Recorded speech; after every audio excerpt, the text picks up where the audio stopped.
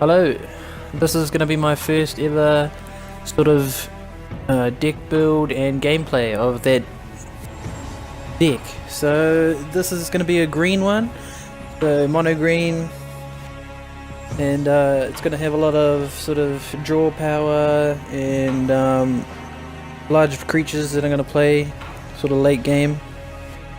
And yeah, I just thought I'd show you guys some of the new cards as well. Look at that, you can get some new booster packs from the Eldrich Moon DLC, which is free, so all you have to do is play the game to buy the cards. So let's get right into that deck build.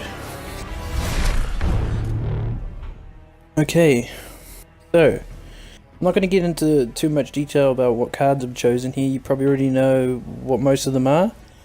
So I'll just sort of focus on some of the main cards that help me out to win the game. So yeah, this one is quite good. It's a vigilance creature. It's good early game and late game, but I don't normally play it unless I've got 6 land out on the field already, because they can burn it away quite quickly. And Elvish Visionary, just the basic, two abilities. You get a creature with a 1/1 and you get to draw a card, which is quite good. I like it, and helps me get out of, like, if I've only got 3 mana and I'm stuck, play that. If I've got it in my hand and draw into another mana.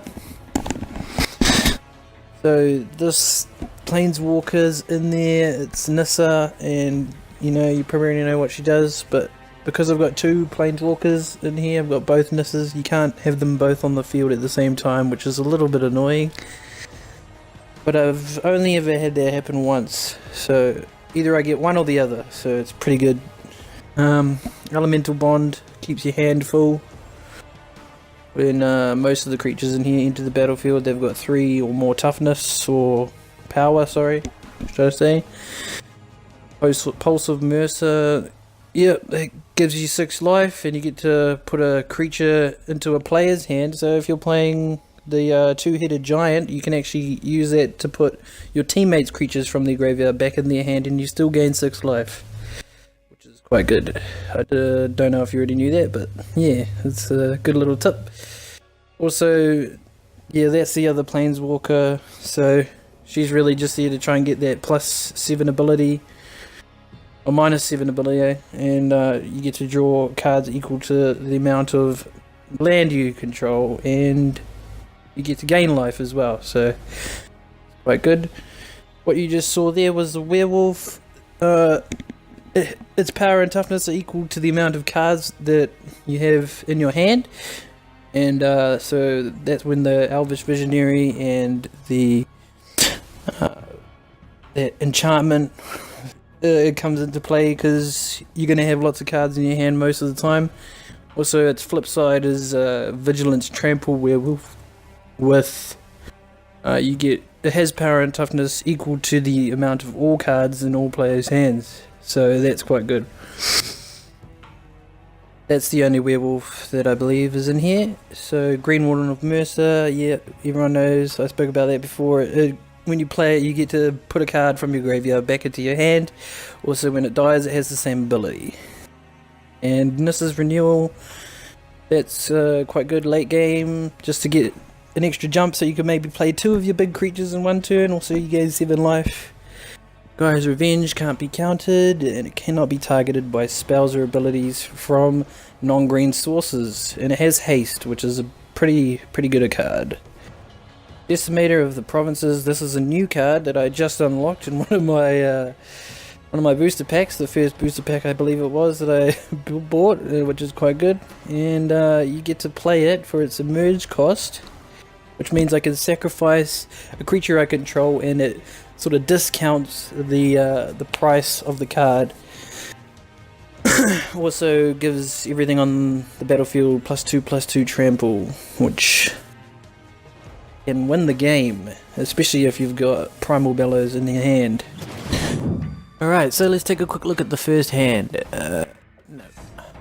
Too expensive. Okay, good. Let's play that. I'm hoping that I'm gonna get good draws off these Elvish Visionaries, or else I'm probably gonna be screwed. But you know, it's always a bit of a luck when it comes to this game, especially with your mana, because sometimes you can just draw constantly. You just draw mana, and it's real annoying. That's why I like being able to control how many cards I can draw, and also like just having 24 mana seems to be quite good. Enemy just played an enchantment, or is it an artifact? It's an artifact, yes. Brain in a Jar, which actually destroy that later on with my Reclamation Sage. So hopefully that gets the resolve. I'll play an Elvish Visionary here. Draw another card. Really need more mana at the moment. Some kind of ramp spell would be good.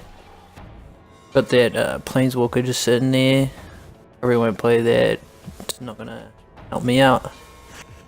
Probably won't play that next turn either. I'll probably play another Elvish Visionary unless I wanna try and get rid of that. Artifact. No. Is searching for mana, I think. Any thoughts? I believe it's something about scrying, or oh no, he gets to look at a card and put one in his graveyard, I think. Top 2 cards from his library. Damn it. Didn't get in mana, so I'm either gonna destroy that artifact, play Elvish Visionary. Yeah, that's not gonna help me. So I think I'll just play the Elvish Visionary and hopefully get a mana. He's activating his ability to get a counter on his spell, so he obviously wants to play something like a instant or a sorcery. It's gonna have quite a lot of counters on it.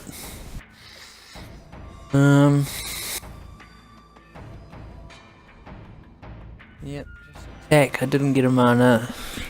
Not looking good, but there's always a chance to get out of a sticky situation in this game. You just gotta hope that you get that mana. Well, at the moment it might look like he's sort of doing better than me, but you know, that can change with 1 mana. Look at that. That's just gonna completely change the game for me. Having that sort of mana means, I don't know if it's like some sort of algorithm in the game, but it just means I noticed that if I start drawing mana, I normally draw quite a few in a row, or you know, I don't know why, but this just seems to be the case with this game, you know. So I'll probably start drawing quite a bit of mana now, and it's just gonna change the game. So just attack. Yeah. He sort of countered what I was doing by putting his own artifact back in his hand there. It countered my Reclamation Sage. But I could still play like some cards to bring it back from the grave. It dies. Oh, and he Radiant Planned to wipe the board. Interesting. Now I can bring it back. He actually enabled me to be able to bring my Reclamation Sage back and kill his card. But I'm gonna play the Planeswalker this turn just to get some creatures out, like 0/1 Saproling.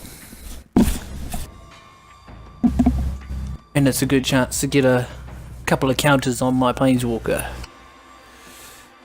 Probably can't attack till next turn with anything.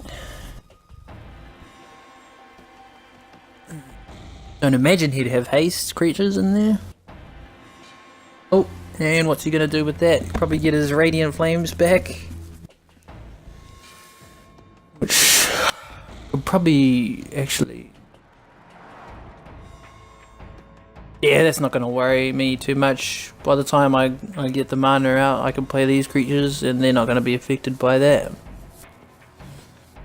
So, next turn, bring back the Reclamation Sage, kill his bloody artifact that he loves so much that he'd spend all his cards to put back on the field. I'm just going to kill it, yep.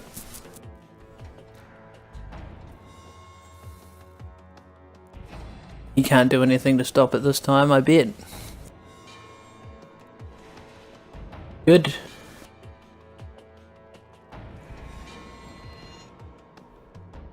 And put another little token out on the field. Well, though he's probably going to Radiant Flames them, I still want the +1 counter. And he's probably not going to Radiant Flames with his creature out on the field, because then he'll be killing his own dude. And I've got plenty of blockers now to block if he wants to attack. I can play my Hydra here next turn, I think. That's actually out of reach of his Radiant Flames, and so the opponent has now played a draw spell. He gets to draw 3 cards, untap 2 mana, but he also has to discard a card. See what he gets rid of. Geist Blast, a burn spell. Not really relevant. Oh, that enchantment is that. Oh, damn it! That kind of probably would have been better to get rid of, I suppose. But so I've already gained enough life to sort of stay out of reach of any burning. I'd say that enchantment actually isn't too bad, not too much of a negative. Now I think I'm just going to save these guys Avengers till the field is actually clear, and then I know he's going to obviously Radiant Flames eventually,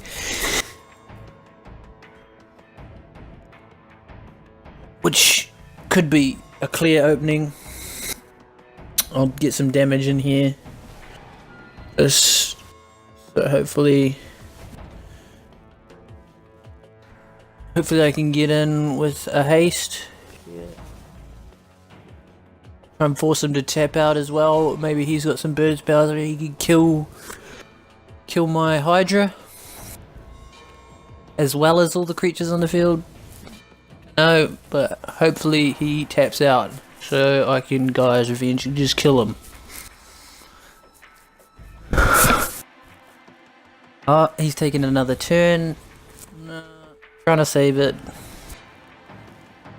Not really going to help him out. He's going to draw probably 3 cards here, I'd say. I think it is. Yeah.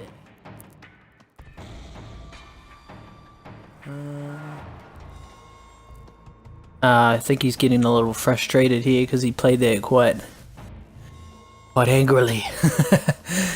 Radiant Flames. Yep. Called it. And he's gonna... Oh, okay, so he's just gonna put my guy back in my hand. At least he didn't play any creatures. So he bounced my creature with his Planeswalker. But I still win with Gaia's Revenge here, because he's all tapped out. And it's GG. So, ended up winning the game with +6 life. And yeah, quite powerful. This green build, really hard to beat. I believe it's quite strong. I don't know if you guys know any weaknesses to it, but I'd say it'll be real aggro. But comment down in the comment section if you have any ideas of what I could do to change this. I'd really like to hear from you. Oh, thanks for watching.